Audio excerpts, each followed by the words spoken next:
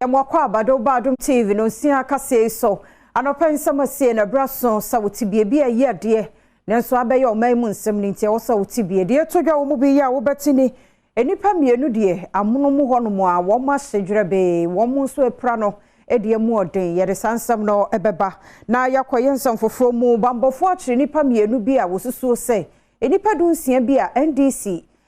women organizer the bia no womo to ho aba womo ye basabasa wo ho no ya chi nipa mienu bi so e wo sansem ni mu sansemi eni sembi na no pay me de bro Adom TV Badwam kase Facebook/Adom TV kase no wo ho Go TV 176 DSTV 280 ano pay me amesom mo medi afia amankwa tamaklo afia ni die mu tie se den sam no enchemu ankasa etie enipa mienu ahedwerebe ya je se womo enipadua no adane enso mienu so wompra no na emu eden ni nyina eye overtaking boni bi a eye salonka bi eye ye de kohia ya enam so man kwanhia si ye wo Porting Junction na wakaso a Cape Coast Quantum no eso mi fidomrase Junction na me besi akotofu e wo Porting Junction ti me du anu mo no sprinter bi overtaking na me see for man na me koy ti me free Junction magoto me fu a me free Porting Junction ameba me beduru anu mo a ka bi e da form anum na ye park ya ye ba behwe se obi shemu a ye yi no die gina ho a ye fa se yi na ye hu se jeda kanim na je se ye dwani free ho na de be ye no ye free fire service so ye fra obi ama until last hour might be what school or da be to free na unibafo ne ba ye ma omutimi bedu muja no obi me patcho ni petu driver ni meti omo do mu ina ahye condemn long trader na ijede mu me patcho omo free universe side eba na ba kusu free Accra side eba Alidu Inusa eye shenkani anu wotwi articulator hyan a na etoso mienu no ono so kire modern bo a obo ye se ne nkebe ya saa kwanhie yi ensi nyame wa se private car white one bi akro so kwa na am se akwe be ko se me accident ana me ye da me see form eti me see form no nyame ti an se gbe ya be hit me de no nti ma me kaka no mtimani su na ye mitum nti me chemu kakra ansana eti me see form no ana me hu se trailer no eda amenanu mu nti that time no na ayese me nko a metwamani a ti anche bia ana me hu se boy tia bi so ayede abaha Posifo che enipa mienu bi a wosusuo se NDC Youth National Youth and Women's Organizer election na womo aye December da na etoso edu onfinfini mantemu no basabasa ya ekoso no sa nipa mienu yi ombeka nipa dunsia na isusuo se womo ye sade nti wono ma che won a Adom kase etoso A police for actually enipa mienu bi a ebra ndi samanyuko no eto wonom National Youth Organizer and Women's Organizer abatwa ekoso opanima abosomeda ne toso dum afimpinu ene aduonu mienu mu ewo Cape Coast ewo mfimfini mantamu no oye basabasa awe no wo hwehwe wonom akire wonom tanipa mienu ya wondin ene Abdul Khalid Shaibu a enipa dodo na tarfan Olu ene Ibrahim Razak eka enipa dunsia bi a police for the betu just say a sign say wo ho bon sabasa ye ekoso ewo sabato na sinti wo hwehwe wonom no eho opepombo so medan neto sonson afimpinu ane aduonu miensam ene wo kire wonom ewo tamale sese sa nipa mienu wo de wonom akwahya police for kukumu a wo boa wonom amwaye wonsem ni mu enhwehwemu sani pamienu won kata won anim esane se abra wo de beto montene so se wo hwehwe wonom no wo de won fonyini ebegu montene so se be ya omanfo betumi aboa police for amawa kire wonom police for koso akire mu se wonom da ho ai na wonom nimdie so eye nhwehwemu se ne be ya enipa dunan a aka no wo betumi akire wonom ya wafasa akwanya so ahye omanfo nyina abo se yetie bia wo be kire se nipa yi na watwe wonom Kronti hima ya watwi for mampon traditional area ya nana bena mo anima otoso me ensa nana ede ade na to twifu atimokwa adehia ya wachire ne benche ya nimo se womo emra twifu atimokwa district hospital ho na ward bia de onsa betimi asomu bia no fa na womo a obetimi de aboa ama ayaresa bia na gina ne naso abane famu dia woye na kromafo nso de no ebetimi afa ne ntoma pefra Adom TV etwaso amfoa ena kire no to ase me gidi se ni Honorable Samuel Atramo a ohu die obi aye ena kan akoma enti Honorable Abraham Dumaodu nyame hira no se nyame nam ne so ma okai tufu na nam ne so se otun safle ni nia Honorable Samuel Atramo a ono so aka na akoma e woda yeso se yenso ebeka omo akoma se omo meboaye Comfort Asamoah nurse in charge ewa yaresabia honom ono so ade adesrede to kanemra hyebedwani no animu se wono mu hia infidie toys bicycles ene akandia foforo bi ebeboa ama children's world honom aya akono ama nkoda oje wonom eto honom mpacha bi cover bi wo ha e kan say bicycle ye was small bia aha omotina so I say wheel bi ambetina so mni bedi agro games I say computer obetimi emi aso ebebo nyumama otimi de toys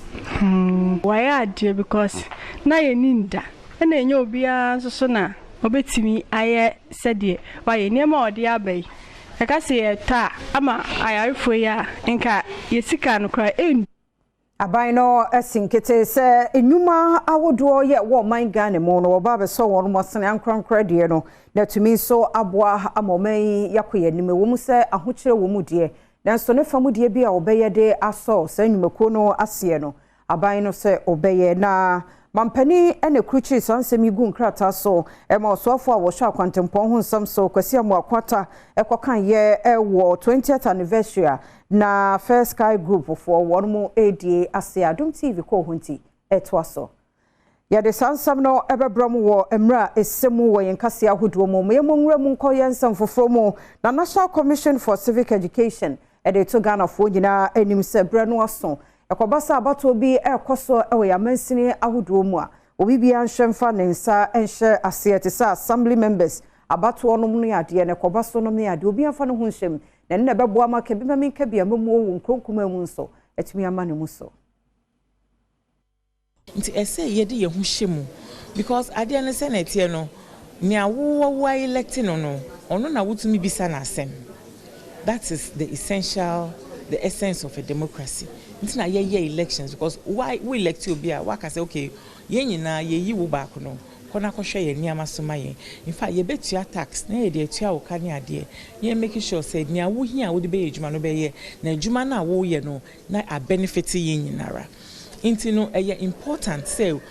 local government no we are taking it seriously as citizens. Enwechi osaka de to aso se ewumu se kebima menke bia mamu ede asumdue ene oman impuntu eba nanso enema bia etimi ema kebima menke bia mamu esei na oman ebo eye akwambone enipa benum faso etu afumagudie esanse ohwa aman bi etese Burkina Faso afiapem ahankono ene aduokuno mu mentimi ho ase bi esore wo hono mu a na ne nyina no eye afumagudie tu ena edebaye bionso eye oman a emu aye den ene atoturafo a ebewura oman mu senti obetoto asre aban panimfo se wanti wani enhwe safa ne nyina se beyi a oman kabima menka bia mamu ebetimi etintim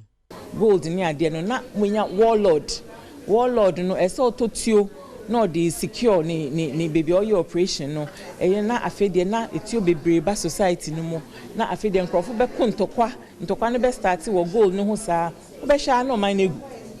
na afede all the progress aye over the last 30 years aye bohu dede enei na nyina begu because of galamsey stores and 90 jatom arsenal ewo enche ewo win mensinimo wo Western North Mantam nimo na tailor for shop besa miensa na moto spare parts and so shop baako eka ho bie na obi a wono no ho akọ ayidwamu ewo jahihye mu ya retakoma no ne Adom kase di nkomo no wo chichire mu de enam so ema osusu se gya no ebai 150 and I want to be fair reta solena light I touch the jada stone mi tu aminika sole by medu ya na why na won suru no atọchi ama light ni free suru eba ti e hono na nipa mienu bi wo mo so mo asoma fire se enko fire service ragya opu ise media ana me bla bi na me sister baako e pa ma dey store 5 aka see 5 me ma wom machines kita nkura almost 18 madam so kita nkura be 9 actually ya ma nyina hye ofo niema me hu sika je say niema nyina hye osandi tudwa say eja hihye ye koso e wo mpatemu no e Electricity Company of Ghana ye ECG one modern bo a wo mo amo enenam suma enema eje etre ECG for light no po na si wa no problem wom ti me kan me complain ma kwa fa engineer kura de naba so me ya homa no na omo say omo je 22 million sana omo abesi polo amaye yenya ye no mo me ya homa no na ye nko off me kan omo ma me ya homa no ene say ahoma aduane polo na abu no ebu ya etoche de jasise bai Yeguso aya wo Western North mantam no emu na ye ka sa mantam no mu a enuane e wo hopa kaya me se Ghana timba nom ni ade niam faso bebre wo ho den so wo makwan ya kwan a ye ka kwan anya wo mu so edimu akotene kwa kwan ne nyenyenyenyenyenye enuane na gu wo honom so se beye ebefrefuo no mu na aba monten na ade hye nya biadie no eno so akwakoye o dadwene nti ade hye ni Adom TV kase edi nkomo stempenifo so omumra Western North akwan no dodo no a Koko roads nam ne bebi enuane no wone de kwan na anye timpenifo emedi ho dwuma spy what me kita ba na ba pa ba hwe guado yenya ka tie ki wo bonu no ye na to so ba we ba ti me ko hra pa me ko la di ne ya fa ye ngo hra so anye ki do aseke eti media aduane ko dru ba bi a people yi so anansuo yi mu na ka ntimi nko atim ese ye aduane nyina agu ho ye nya ka foforo ba mpo timi fa nko na aduane nyina agu ho na aporo ye kwane de enko ye ma ye kura aban kura aban bi ba utimu se kwan no omba so kakra no magai omba so kakra no magai ye kwan no ye kon ye di hu dwuma ko di se brebebre yenso ya mutu ha na mo bia ahohene a ono ewo adwuma empatem na napo ache enso de adesede eto aban nanim kwan no mo se mo de ama contract na betwitwa covet amna no eja hoko be afi be 2 years kurani wonsi ha bi nti edin sensuo to a etimi kokurum ye de ye no bae eko nti atofo no kura fi kumase ne nkran ebeduru ha wede no mo fo ne dufodie omotokura kai beba be fa boden de akono nsukura na ya asem bebre timi gu asa Adom TV Badwam kase na oguso ehwene ye de mo koye nsam foforo mu na mpanimfo eda University of Ghana ano se kane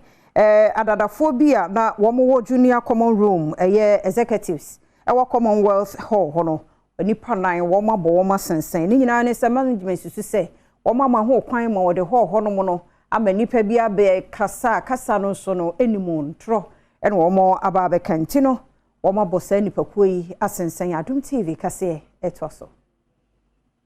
University of Ghana Legon Siapon no edenkrata abeto montene so a wo kire mu se osana abuso meda na etoso du wotwe ene dunkunu e wa afempinu ene aduonu mienu mu no empanyinfo bi akane na wonom eda Commonwealth Hall wonom junior common room ano ma akwan ma wonom eye nhyiamudie bi e wo wonom JCR honom wo kire mu se sanhyiamu a woyeye no wo ma akwanya ma nuwebone bi ekoso e wo honom a ensem bi a wonom ekeka wo honom no na ya ateni a wofaso edibu senior officers a wonom eda suapona no animtia ya nam so ema vice chancellor any pro vice chancellor ema academic and student affairs wonom asoyeye no obu wonom animtia adesuafo bi a wo ho kan sa bre no ebo school nimpanyinfo amane enam so ma junior members no wonom disciplinary board etena ase eye nhwehwemu efa saa sobo a wode bo adesuafo yi bi eho na ewi akire no wonom esi na yese suban a woda na die no etia suapon no emra ne senti adesuafo a wondin ene Paul Enim Inkumano woye president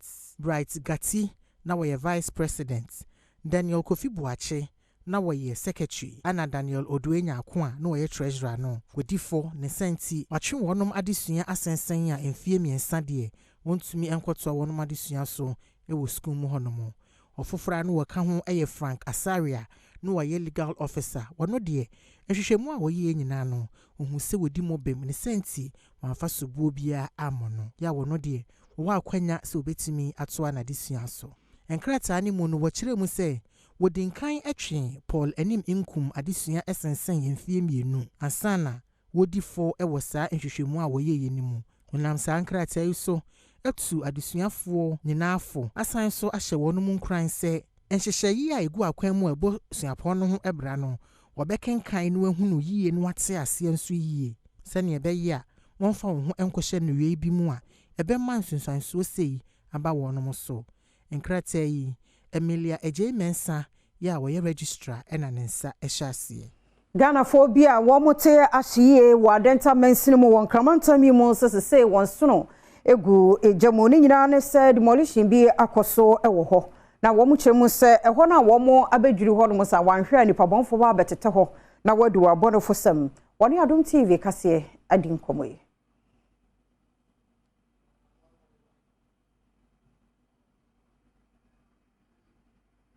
anye moto ajuma ai my phone eba fix light one a fix light all around factory ko ye wo se ke nye ko factory ko ye wo se ye bi ene jemfe pe fi fine skome water no ama fite no fiano even po any you e wall e o den che e wall ka ni bi fa akomo fe de na area ha nye kra because we bush na what this side na anrobes wo ho omo jiji amanfo bus moto ena utwom anwubre kwa na etumi chiwo na ya rope woni niama nti woman ba ya wono ba be develop area ha na ya de community ne de pa se ban sa ma kro so nim de kro nim ti e ban sa kronfo na robes niam o ha nyina betu ya de apamo ma de akwakire nti esere omo yeni omu na ewo ho yenim se omu gade se na bibia betumi akoyie se bibi kobone a omu no de omu boy at the same time so no omu hwe se eniema so nyede enkobone miles se woman came with a good intention. She put up lights, street lights. Everywhere was brightened, and you realize that you had confidence when you're walking on this road. All of a sudden, yesterday we heard that it's even created employment for other boys. I know one of my youths who were telling me that Charlie, apaya my wow, Charlie, eba anu Charlie,